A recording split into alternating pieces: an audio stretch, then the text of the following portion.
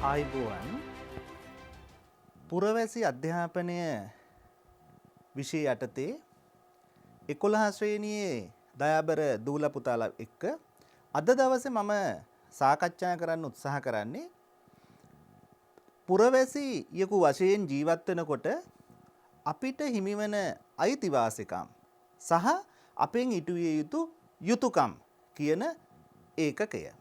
එහෙම නැත්නම් තේමාව. ඒ යටතේ අද දවසේ මුලින්ම මම සාකච්ඡා කරන්න උත්සාහ කරනවා මානව අයිතිවාසිකම් කියන්නේ මොකක්ද?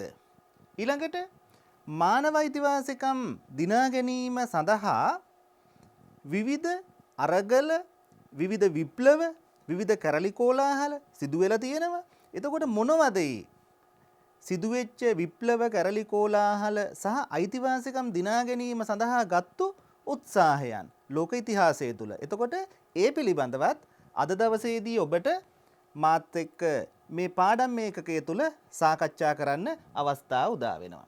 ඒත් එක්කම අපි ඊළඟට මේ අයිතිවාසිකම් වර්ගීකරණය කරන්න. කොහොමද අයිතිවාසිකම් අපි හඳුනගන්නේ? දේශපාලන අයිතිවාසිකම්, ආර්ථික අයිතිවාසිකම්, සමාජීය අයිතිවාසිකම්, ඊළඟට සිවිල් අයිතිවාසිකම් ආදී දේවල් කොහොමද අපි වර්ගීකරණය කරගන්නේ? සහ අවසාන වශයෙන් අද දවසේදී මා සාකච්ඡා කරනවා දයාබර දුවේ පුතේ ඔයගොල්ලොත් එක්ක මේ මානව හිමිකම් නැත්නම් මානව අයිතිවාසිකම් පිළිබඳ විශ්ව ප්‍රකාශනය එක්සත් ජාතීන්ගේ සංවිධානයේ විසින් මේ ලෝකයට දායාද කරපු මානව අයිතිවාසිකම් පිළිබඳ විශ්ව ප්‍රකාශනයේ සඳහන් අයිතිවාසිකම් මොනවද කියන එක පිළිබඳව ඔබට අධ්‍යයනය කරන්න අවස්ථාව උදා වෙනවා. එහෙමනම් දයාබර දුවේ පුතේ මානව අයිතිවාසිකම් කිව්වහම ඔබට මොකක්ද එකපාරට හැඟෙන්නේ? මානව කියන වචනේම ගැබ්බෙලා තියෙනවා මිනිසාට හිමි වෙලා තියෙන නැත්නම් මිනිසාට හිමි වෙන්න ඕන අයිතිවාසිකම්ය කියන අදහස.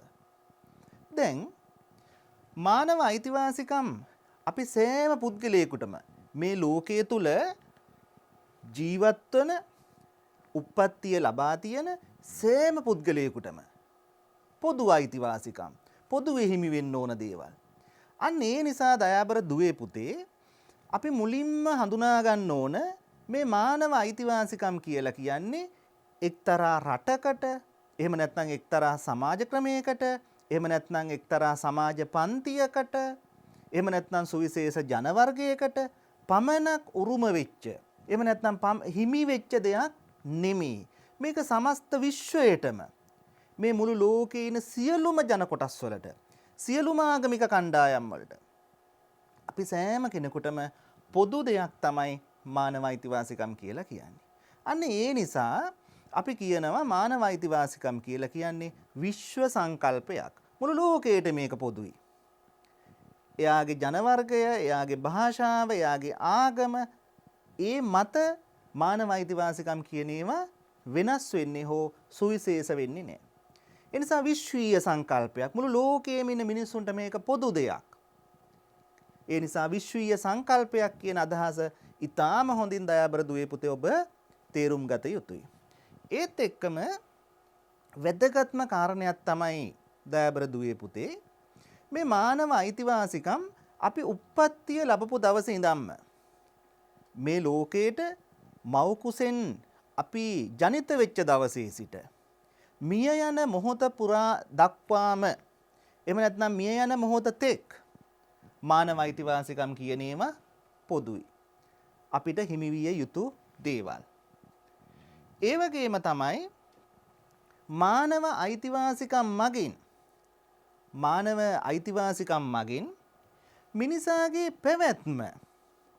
මිනිසාගේ පැවැත්ම කියලා කියන්නේ මිනිසාගේ ජීවිතය පවත්වාගෙන යාම සහ අපිට ඊ타ත්ම ගරුත්වයක් සහිතව, ගරුත්වයක් කියලා කියන්නේ සමාජය තුළ අපි ජීවත් වෙනකොට අපිට බොහොම ආඩම්බරයෙන් ගැඹීරව සමාජය තුළ අන් අයගෙන් හිරිහැරයක්, පීඩාවක්, කරදරයකින් තොරව ජීවත් වීම සඳහා තියෙන හැකියාව නැත්නම් පවතින తত্ত্বය. ඒ නිසා මානව අයිතිවාසිකම් මිනිසාගේ පැවැත්ම පිළිබඳව ලබා දෙන සහතිකයක්.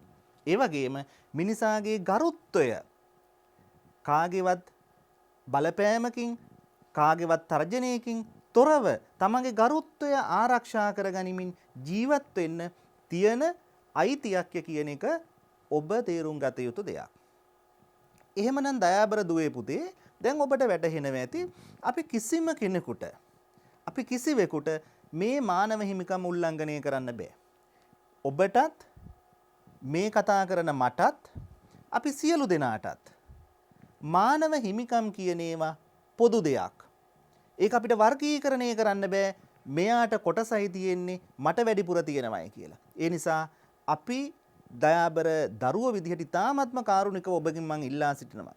ඔබගේ පාසලේ වෙන්න පුළුවන්, ඔබගේ අසල්වාසීන් වෙන්න පුළුවන්, ඔබගේ යහළු මිත්‍රාදීන් වෙන්න පුළුවන්, ඔබගේ වැඩිහිටියන් වෙන්න පුළුවන්. එහෙම නැත්නම් සමස්ත මේ සමාජ ක්‍රමය තුලම අන් අයගේ අයිතීන් වෙනුවෙන් අපි හැම වෙලාවෙම කටයුතු කරන්න ඕන. අන් අයගේ අයිතිවාසිකම් අපි උල්ලංඝනය කරන්න හොඳ නෑ. ඒතකොට ඒ හැම අවස්ථාවකදීම ඔබට අවබෝධ වෙන්න ඕන, ඔබ තේරුම් ගන්න ඕන මේක මානව අයිතියක්.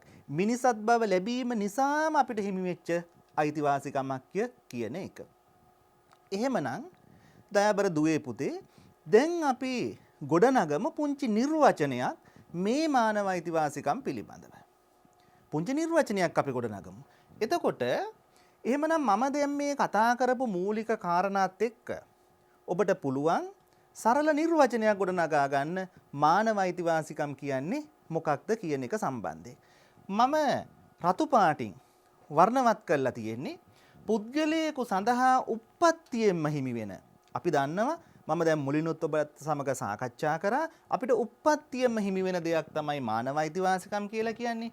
එහෙනම් පුද්ගලයෙකු සඳහා උපතින්ම හිමිවන්නා වූ අයිතිවාසිකම් තමයි අපි මානව අයිතිවාසිකම් කියලා කියන්නේ. ඒවා විශ්වීය සංකල්පයක් කියන එක ඔබ දැන් තේරුම්ගෙන තියෙන්නේ. මානව අයිතිවාසිකම් කියන ඒවා අපි කාටවත් සුවිශේෂ කරන්න බෑ. මේ ලෝකයේ ජීවත් වන සියලුම දෙනාට මිනිසත් බව ලැබලා මේ ලෝකයේ උප්පත්තිය ලැබලා තියෙන සියලුම දෙනාට ඒ අයිතීන් පොදුයි. පොදු දෙයක් විදිහට අපි සලකන්න ඕන. ඒ වගේම අපි ඒවට ගරු කරන්න ඕන. අන් අයට අපි හිරිහැර පීඩා කළ යුතු නැහැ කිසි වෙලාවකවත්. එසේ කරන්න හිතන්නවත් හොඳ නැහැ. මොකද මානව අයිතිවාසිකම් උල්ලංඝනය කිරීමක් තමයි එවැනි දෙයකදී අපි සිදු කරන්න කියන එක ඔබ හොඳින් තේරුම් ගන්න ඕන. ඊළඟට මම අර මුලිනුත් කතා කරා වගේ දයාබර දුවේ පුතේ බලන්න විවිධ ජන වර්ග ඉන්නවා ලෝකේ. විවිධ භාෂා කතා කරන අය ඉන්නවා. විවිධ ආගම් අදහන අය. ස්ත්‍රී පුරුෂ භාවය අනුව මිනිස්සු වෙනස් වෙලා තියෙනවා. ඊළඟට සමාජ පන්තීන් විවිධාකාරයි. ඊළඟට මිනිස්සු දරන දේශපාලන මතය විවිධයි. මේ කුමන ආකාරයේ වෙනස්කම් පැවතුනත් මානව අයිතිවාසිකම් කියන ඒවා වෙන් කරන්න බෑ. ඒ සෑම කෙනෙකුටම ඒ පුද්ගලයා කුමන ජන වර්ගයකට අයිතිද කියන කාරණේ මත මානව අයිතිවාසිකම් වෙනස් වෙන්නේ නෑ. ඒ පුද්ගලයා ස්ත්‍රියක්ද පුරුෂයෙක්ද කියන කාරණය මත මානව අයිතිවාසිකම් වෙනස් වෙන්නේ නෑ. හැබැයි දයාබර දුවේ පුතේ දැන් මානව අයිතිවාසිකම් ගත්තහම කාන්තාවන් සඳහා සුවිශේෂ අයිතිවාසිකම් හඳුන්වා දීලා තියෙනවා. කාන්තා අයිතිවාසිකම් ප්‍රඥප්තියක් තියෙනවා. ඒ වගේම ළමයින් සඳහා සුවිශේෂ වෙච්ච අයිතිවාසිකනුත් තියෙනවා. ඒ සඳහා වෙනම ප්‍රඥප්තීන් එක්සත් ජාතීන් විසින් සම්මත කරලා තියෙනවා. එහෙම සුවිශේෂ කණ්ඩායම් වෙනුවෙන් සකස් කරපු අයිතිවාසිකම් තියෙනවා. හැබැයි පොදුවේ ගත්තාම ඒ සියල්ලම මානව අයිතිවාසිකම් තමයි. ඒ නිසා ප්‍රබල වශයෙන් එහෙම නැත්නම් මහා කුලකයේ විදිහට අපි සලකන්නේ මානව අයිතිවාසිකම්. ඒ මානව අයිතිවාසිකම් වලින් බිඳුණු අයිතිවාසිකම් සුවිශේෂ කණ්ඩායම් ඉලක්ක කරගෙන ගොඩනගලා තියෙනවා. අපි ඒ පිළිබඳව ඉදිරියේදී ඔබත් සමග සාකච්ඡා කරනවා. ඔබ ඉතාමත්ම හොඳින් අවබෝධ කරගත යුතු, ඉතාමත්ම හොඳින් තේරුම් ගත යුතු දේ තමයි එතකොට මානව අයිතිවාසිකම් කිසිදු වෙනස්කමකින් තොරව ඒ පුද්ගලයෙකුගේ ස්ත්‍රී පුරුෂ භාවයේ මත හෝ එහෙම නැත්නම් දේශපාලන මතය හෝ එහෙම නැත්නම් ඒ පුද්ගලයා අදහන ආගම අනුව හෝ ජන වර්ගය අනුව එහෙම නැත්නම් භාෂාව අනුව වෙනස් වෙන්නේ නැහැ කියන එක. අන්න ඒ නිසා තමයි අපි කියන්නේ මේක තව දුරටත් තහවුරු කරන්න ඔබට විශ්වීය සංකල්පයක් කියන එක. ඊළඟට දයාබර දුවේ පුතේ දැන් ඔබට මම මේ මානව අයිතිවාසිකම් පිළිබඳව මේ විදිහට කතා කරාම ඔබ හිතයි ඉබේ මේ මානව අයිතිවාසිකම් අපිට ලැබුණාද කියලා. එහෙම නැත්නම් අපිට නිකම්ම නිතතින් අපිට මේ මානව අයිතිවාසිකම් හිමි වෙලා තියෙනවද කියන එක. වර්තමාන සමාජයේ ක්‍රමය තුල ජීවත් වෙන අපිට මේ මානව අයිතිවාසිකම් භුක්ති විඳින්න අවස්ථාව තිබුණට අතීතයේදී මේ මානව අයිතිවාසිකම් දිනා ගැනීම සඳහා අපේ මුතුන් මිත්තන් විශාල අරගලයක් දියත් කරලා තියෙනවා. විශාල විප්ලව, විශාල කරලිකෝලාහල, ලේ වැගිරීම් වෙන්න පුළුවන්. තමන්ගේ ජීවිත පූජා කිරීම වෙන්න පුළුවන්. විවිධ අරගල තුලින් තමයි මේ මානව අයිතිවාසිකම් දිනාගෙන තියෙන්නේ. ඒ නිසා මානව අයිතිවාසිකම් කියලා කියන්නේ අපිට ඉබේ ලැබිච්ච දේවල් විදිහට සලකන්න බෑ. සමහර අයිතීන් තියෙන්න පුළුවන් අපිට ඉබේ ලැබිච්ච අයිතීන්. හැබැයි බහුතරයක් මේ මානව අයිතිවාසිකම් ලැබිලා තියෙන්නේ සිදුවෙච්ච විවිධ අරගල, කැරලි, කෝලාහල, විප්ලවාදිය තුලින්. එතකොට ඉන් වැදගත්ම කිහිපයක් දයාබර දුවේ පුතේ මෙතන මම ඔබට සඳහන් කරලා තියෙනවා. එකක් තමයි ක්‍රිස්තු වර්ෂ 1215 මැග්නා කාටා ගිවිසුම නැත්නම් මැග්නා කාටා පනත කියලා කියන්නේ. අනිත් එක තමයි ක්‍රිස්තු වර්ෂ 1689 බ්‍රිතාන්‍ය අයිතිවාසිකම් පනත. ඊළඟට ක්‍රිස්තු වර්ෂ 1776 ඇමරිකානු නිදහස් ප්‍රකාශනය. ඊළඟට ක්‍රිස්තු වර්ෂ 1791 මිනිස් හා පුරවැසි අයිතිවාසිකම් පිළිබඳ ප්‍රංශ ප්‍රකාශය. ඒ වගේම ක්‍රිස්තු වර්ෂ 1917 රුසියානු විප්ලවය. අපි බලමු මේ අයිතිවාසිකම් දිනා ගැනීමේ ඓතිහාසික අවස්ථා එකිනෙක ඉතාමත්ම සරලව ඔබගේ අතිරේක දැනුම සඳහා නැත්නම් ඔබගේ අමතර දැනුම වර්ධනය කිරීම සඳහා මම උත්සාහ කරනවා මේ එකිනෙක අයිතිවාසිකම් දිනා ගැනීමේ අවස්ථා සරලව ඔබට කිහිපයක් පැහැදිලි කරලා දෙන්න. මීට අමතරව මම මේ සඳහන් කරලා තියෙන අයිතිවාසිකම් දිනා ගැනීමේ සුවිශේෂ අවස්ථාවන්ට අමතරව තවත් නොයෙකුත් අවස්ථාවන්, තව විවිධ අවස්ථාවන් දයාබර දුවේ පුතේ මානව අයිතිවාසිකම් දිනා ගැනීම සම්බන්ධයෙන් ලෝක ඉතිහාසය තුල අපිට හඳුනා ගන්න පුළුවන්. ඒ සියල්ල මම මෙතන සඳහන් කරලා නැහැ. ඒකෙන් සුවිශේෂ කිහිපයක් පමණයි ඔබව දැනුවත් කිරීම සඳහා මම මෙතන සඳහන් කරලා තියෙන්නේ. හැබැයි ඔබට පුළුවන් අන්තර්ජාලය දිහා බලලා එහෙම නැත්නම් අතිරේක පොතපත පරිහරණය කිරීම තුලින් තොරතුරු ගවේෂණය කරලා තොරතුරු තව දුරටත් හොයලා ඔබගේ දැනුම සංවර්ධනය කරගන්න කියලා ඉතාමත්ම කාරුණිකව දයාබර දූල පුතාලට මම මේ අවස්ථාවේදී මතක් කරනවා. එහෙමනම් මේ දකින්නේ දයාබර දුවේ පුතේ මම අර මුලින්ම සඳහන් කරපු ක්‍රිස්තු වර්ෂ 1215 මැග්නා කාටා පනත බ්‍රිතාන්‍යයන් විසින් සම්මත කරපු මැග්නා කාටා පනත. ඒ වගේම ක්‍රිස්තු වර්ෂ 1689 එංගලන්තයේ එහෙම නැත්නම් බ්‍රිතාන්‍ය තුල සම්මත කරපු අයිතිවාසිකම් පනත මේ ඔබ දකින්නේ මූලික ලියවිල්ල. අපි බලමු ක්‍රිස්තු වර්ෂ 1215 මැග්නා කාටා පනත කොයි විදිහටද සකස් වුනේ? මොකද්ද මේ මැග්නා කාටා පනත කියන්නේ කියලා. මැග්නා කාටා පනත කියලා කියන්නේ බ්‍රිතාන්‍යයේ ඒ කාලේ පාලන කටයුතු අරගෙන ගිය පළවෙනි ජෝන් රජුරවන්ට එරෙහිව මිනිස්සු විශාල අරගලයක්, මිනිස්සු විශාල කැරැල්ලක් දියත් කරා. දියත් කරලා ඒ කැරැල්ලේ ප්‍රතිඵලයක් විදිහට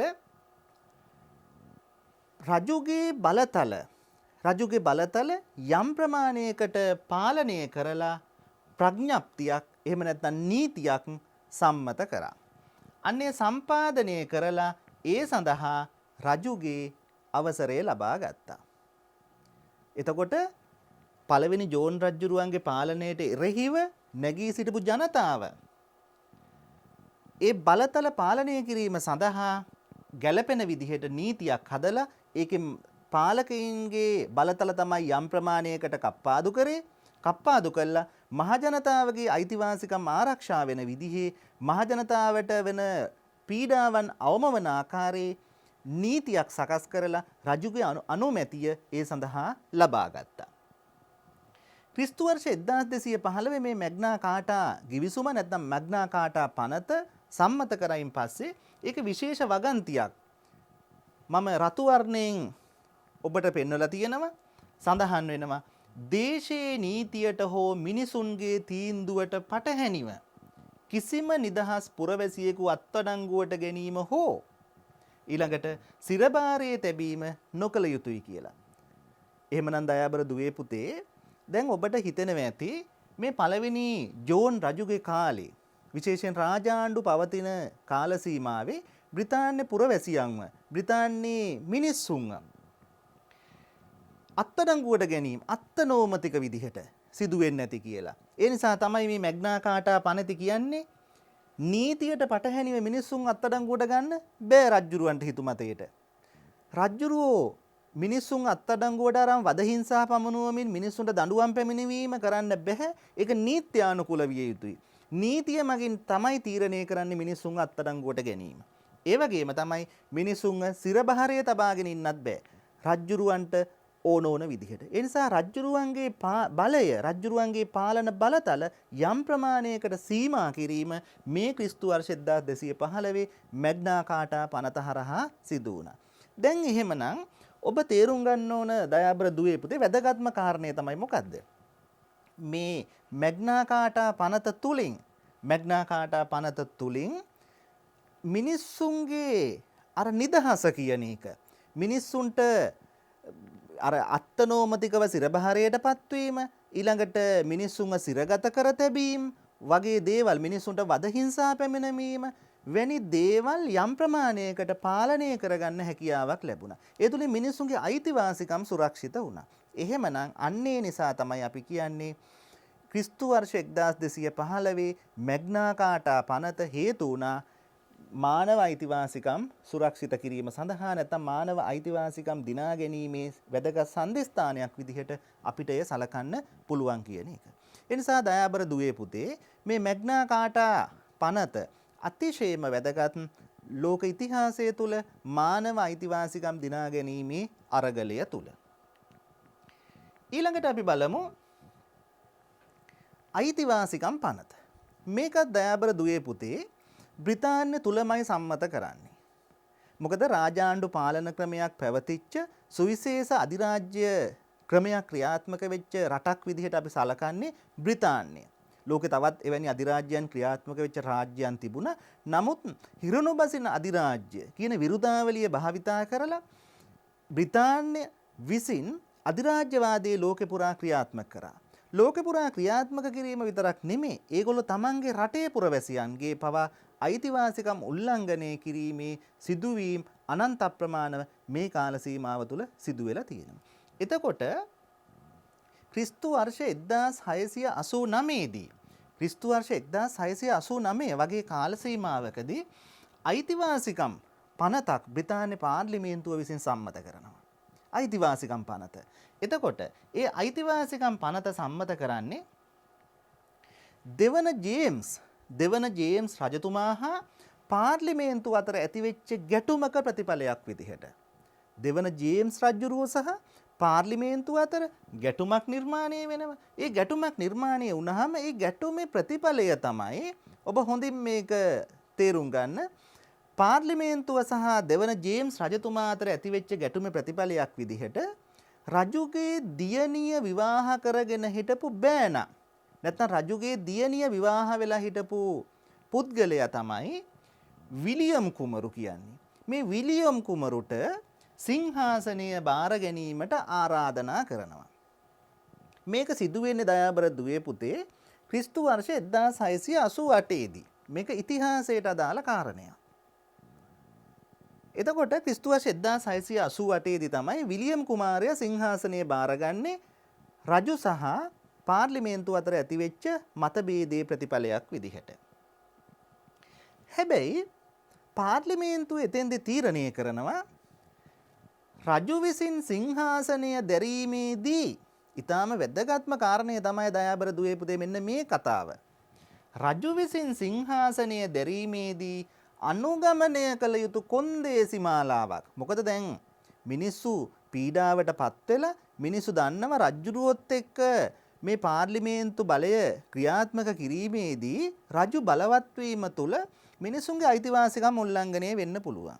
ඒ නිසා දැන් මිනිස්සු ලොකු ජයග්‍රහණයක් ලබනවා දෙවන ජේම්ස් රජුරුවන්ගේ බාරයේ තිබිච්ච සිංහාසනය නැත්නම් රාජ්‍යත්වය එයාගේ බෑනට පවරා දෙන්න. හැබැයි බෑනට පවරා දුන්නාම මිනිස්සු කල්පනා කරා නිකම්ම මේක දීලා හරියන්නේ පනතක් සම්මත කරලා රජ්ජුරුවන්ගේ බලය සීමා කරන්න ඕන.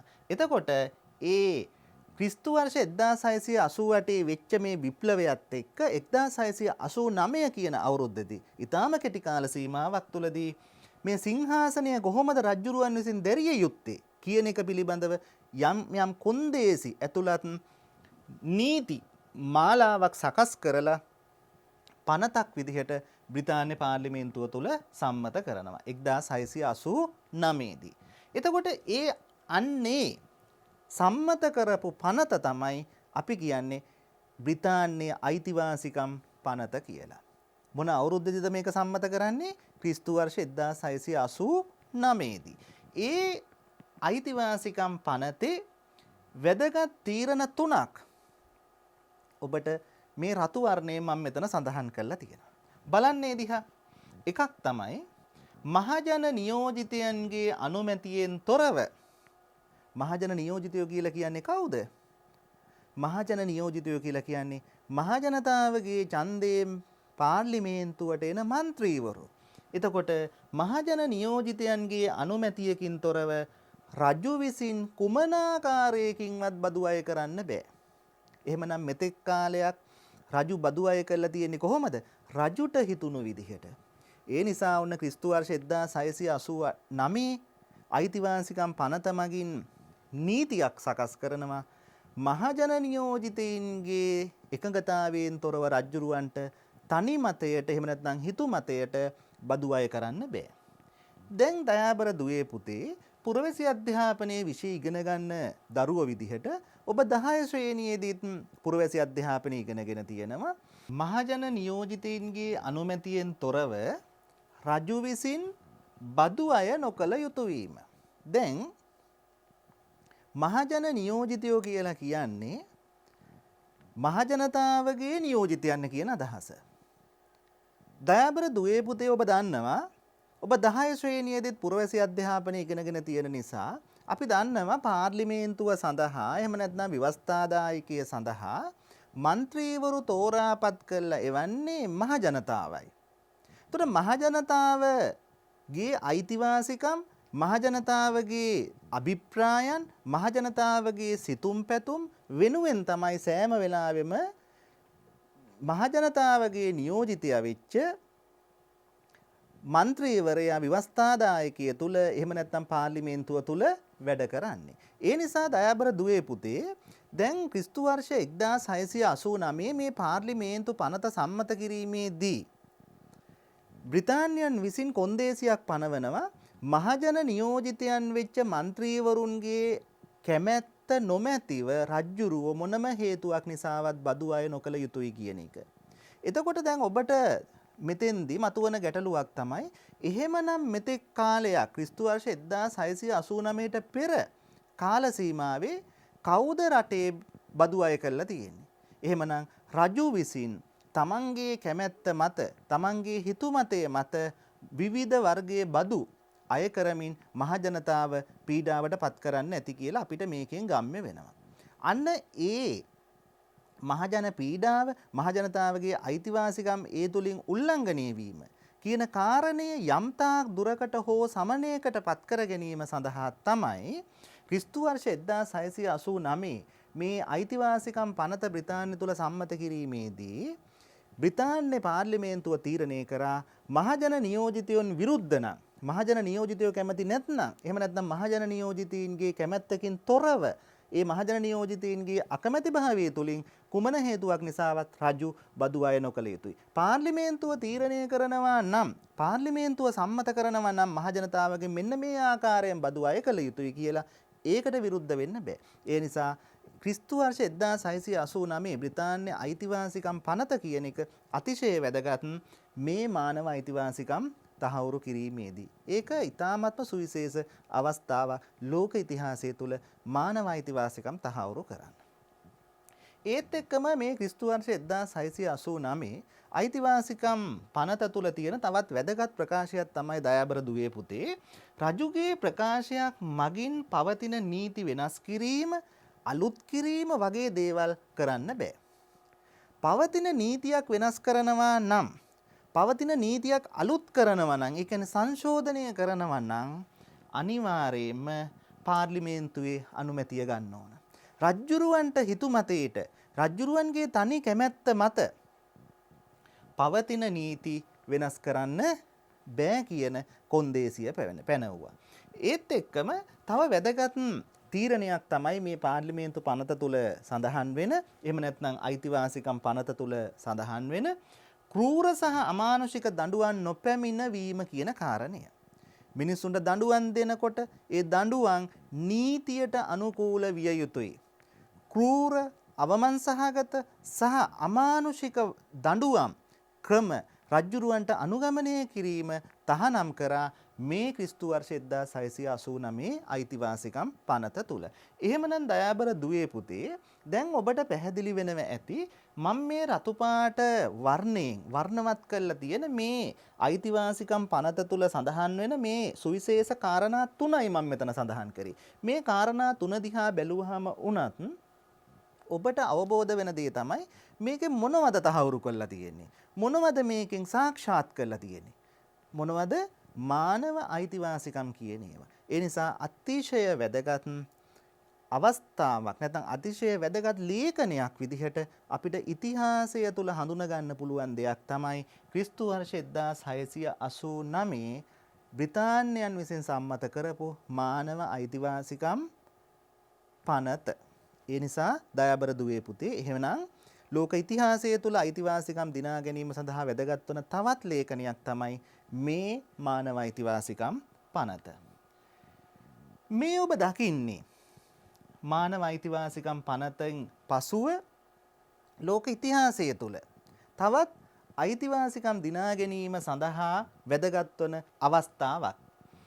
එක ලේඛනයක් තමයි බ්‍රිතාන්‍ය අයිතිවාසිකම් ප්‍රකාශනය වගේම ඇමරිකානු අයිතිවාසිකම් ප්‍රකාශනය ඊළඟට ප්‍රංශ ප්‍රකාශනය සහ මේ ඔබ දකින්නේ 1917 රුසියානු විප්ලවය තුල සිදුවෙච්ච ඒ විප්ලවීය අවස්ථාවක්.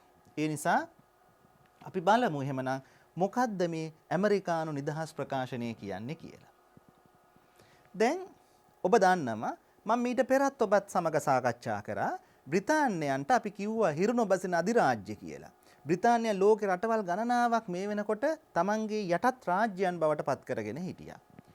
ඒක ප්‍රතිඵලයක් තමයි දයාබර දුවේ පුතේ මේ වෙනකොට බ්‍රිතාන්‍යයන් ඇමරිකාව තුල අපි මෙතෙන්දී සාකච්ඡා කරන්නේ උතුරු ඇමරිකානු අර්ධද්වීපය පිළිබඳව උතුරු ඇමරිකාවේ බොහෝ ප්‍රදේශයන් යටත් කරගෙන හිටියා බ්‍රිතාන්‍ය යටත් විජිත විදිහට. එතකොට බ්‍රිතාන්‍යයන් විසින් මේ උතුරු ඇමරිකානු ප්‍රදේශ පාලනය කිරීමේදී අනුගමනය කරපු ප්‍රතිපත්තිත් එක්ක මේගොල්ලන් විශාල වශයෙන් මේ උතුරු ඇමරිකානු ප්‍රදේශ වලින් බදු අය කරන්න උත්සාහ කරා. ඒ මිනිස්සුන්ගෙන් බදු අය කිරීම විශාල වශයෙන් සිදු කරා. දැන් ඇමරිකානු පුද්ගලයෝ කල්පනා කරා මේ උතුරු ඇමරිකානු වාසීන් කල්පනා කරා ක්‍රිස්තු වර්ෂ 1689 වෙනකොට බ්‍රිතාන්‍යයන් විසින්ම සම්මත කරගෙන තියෙනවා පනතක් පාර්ලිමේන්තුවේ අනුමැතියකින් තොරව රජ්ජුරුවන්ට බදු අය කරන්න බෑ. පාර්ලිමේන්තුවේ අනුමැතියකින් තොරව රජ්ජුරුවන්ට බදු අය කරන්න බෑ කියලා බ්‍රිතාන්‍යයන් විසින් පනතක් සම්මත කරගෙන තියෙනවා.